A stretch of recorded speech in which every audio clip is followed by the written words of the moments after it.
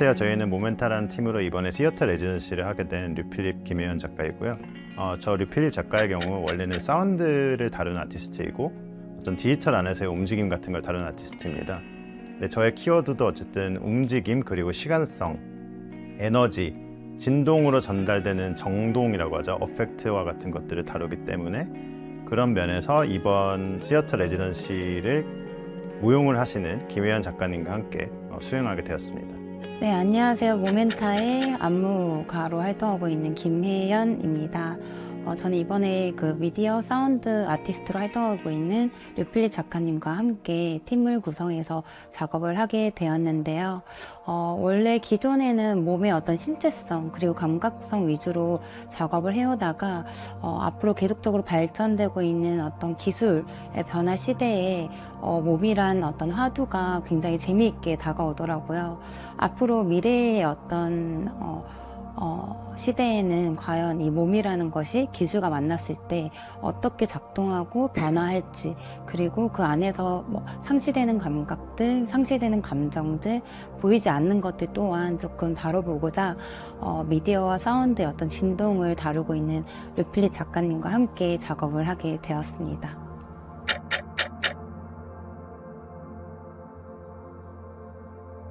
네, 이 작품은 경우의 도시라는 제목을 가지고 있는 작품인데요.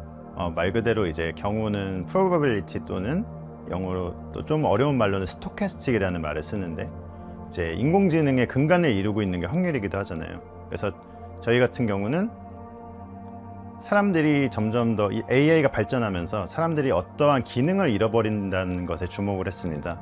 그래서 쉬운 예로는 내비게이션이 발전함으로써 길을 못 찾는 사람들이 점점 늘어나고 있고, 그다음에 휴대폰의 기능이 강화되면서 전화번호를 기억하지 못하는 사람들도 늘어나고 있습니다. 그래서 저희는 이런 것들이 AI가 더 발전하고 더 자동화된 무언가를 주면서 더 많은 것들이 사람들을 상실되게 만들 거라고 생각을 하고요. 그래서 미래에는 오토메이티드 컬처라는 말도 있는데 문화조차도 어떤 자동으로 유행이 되고 자동으로 선택하고 자동으로 사람들에게 주는 그런 사회가 오지 않을까. 그래서 저희는 미래 도시를 다루는 과정에서 어떤 fully automated 된 도시, 그래서 모든 것들이 자동으로 돌아가는데 그 안에서 사람들이 자유의지를 할 수 있는 건 무엇일까? 라는 미래적 상상을 해보았습니다.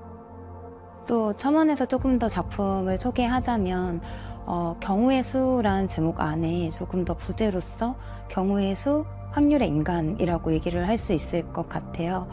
사실은 저희가 지금 시대 이전에도 굉장히 많은 어떤 시대의 변천을 겪어왔고 또 저희 미래에 또 더 많은 변천을 겪게 될 텐데 여기에 작동하는 어떤 기술적 변화 이외에도 기술을 계속적으로 만들어내고 생산해내는 주체이자 그것을 소비하게 될 주체일 수도 있는 이 인간성에 대한 이야기들을 조금 담고자 해요.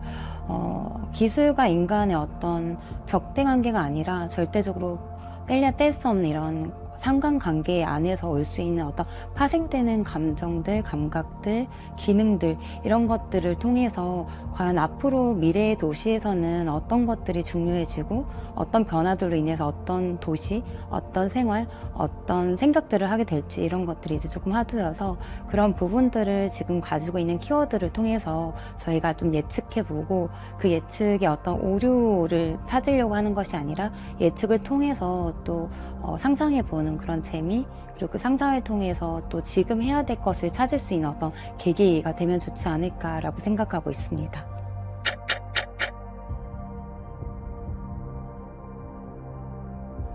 네, 인공지능의 경우는 저희가 사용하는 메인 기술이 이제 머신러닝 또는 강화학습이라고 부르는 길찾기 인공지능이고요. 그래서 이제 상상적으로 미래에 사람들이 길을 찾는 능력을 아예 잃어버리게 되지 않을까? 그러면 무용수의 동작마저도 어떤 기계가 지정해줘야지 그것을 수행할 수 있게 되지 않을까?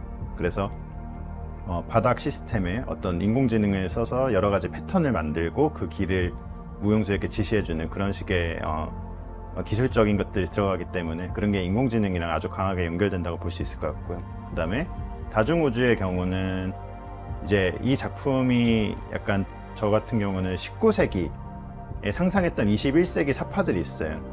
그래서 거기에 무슨 미래 비행기를 타고 뭐 도시락을 들고 가고, 그 다음에 기계가 사람에게 학습을 할 필요 없이 어떤 걸 넣어주고 이런 것들을 상상한 사파들이 있거든요. 그래서 저희가 만약에 미래를 상상해서 그것이 틀릴 수 있지만 그 상상 자체로 의미가 있다고 생각하거든요. 그런 것들이 어떤 사회 발전에 영향을 주고 그다음에 사람들에게 영감을 줄 수 있기 때문에. 그래서 저희도 같은 맥락으로 어떤 다중우주적인 미래, 대체현실적인 미래를 상상하는 작업이라고 생각을 합니다.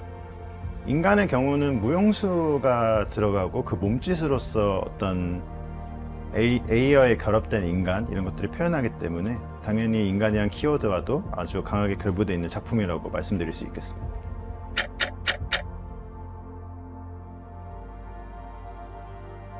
가장 어려웠던 점은 아무래도 미디어 사운드 그리고 사람이라는 움직임이 함께 합쳐져야 되는 것, 그리고 그 안에 또 예측할 수도 있지만 실시간으로 또 반영돼야 되는 AI라는 것이 또 어떻게 합쳐질지에 대한 고민들이 가장 어려웠던 지점인 것 같습니다.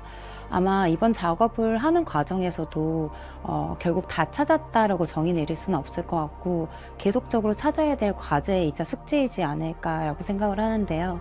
그래서 반대로는 이 지점을 찾기 어려웠기 때문에 또 굉장히 재미있는 지점이기도 했고, 그렇기 때문에 더 많은 연구를 했어야 됐고, 또 필립 작가님과 계속적으로 이야기를 나누기도 하고, 또 그것을 주축으로 실행해야 되는 어떤 미디어 사운드 외에 퍼포먼스를 해야 되는 무용수들과도 계속적으로 이야기를 하면서 계속 그것들을 어떻게 시각화할 수 있는지, 그리고 시간과 공간성을 또 입체적으로 다루기 위해서는 어떤 움직임들이 발현돼야 되는지 이런 고민들을 굉장히 많이 했던 것 같습니다. 그래서 굉장히 어렵고 힘들었지만 그렇기 때문에 또 굉장히 유익하고 재미있었다라고 얘기 드리고 싶습니다. 네.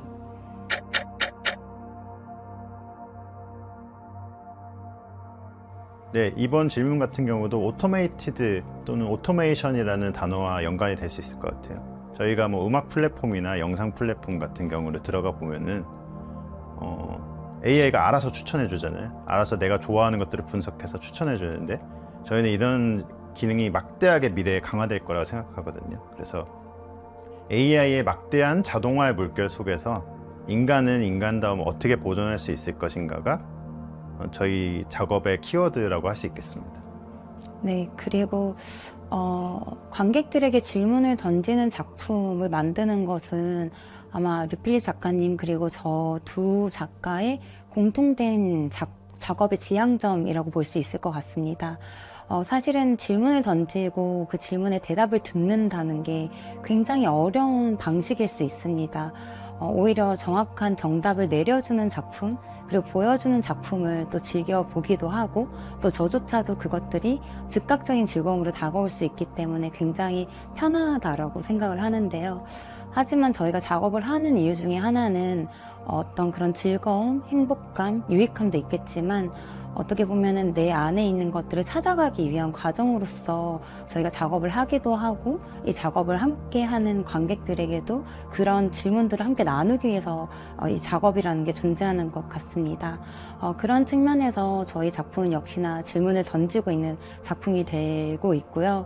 그리고 그 작품의 질문 속에서 좀 나누고 싶은 이야기들이 있다면 움직임 부분에서는 이 부분인 것 같습니다. 내 안에 있는 움직임들은 과연 어디에서 비롯될까? 그리고 내가 하고 있는 움직임들의 어떤 무의식적인 움직임의 회로는 과연 어떤 결과를 만들어내고 있었을까를 조금 고민해 보면 어떨까라는 생각을 해봅니다. 사실은 우리가 항상 의식적으로 행동을 하는 것 같기도 하지만 대부분의 어떤 생활 습관 또는 만들어지는 결과값들은 무의식에 의해서 이루어지고 있다고 하는데요. 그 의식과 무의식이 결합된 우리의 어떤 행동들이 어떻게 만들어지는지까지 또 가기 위해서는 굉장히 많은 노력들이 수반돼야 되는데요. 매일 그런 일상을 살아갈 수는 없지만 이 작품을 보시면서 이 경우의 도시를 통해서 내가 무의식적으로 해냈던 움직임들이 어떤 결과와 어떤 형태들을 만들어내고 있는지를 조금 탐구해보고 질문해보시는 그런 시간이 되셨으면 좋겠습니다.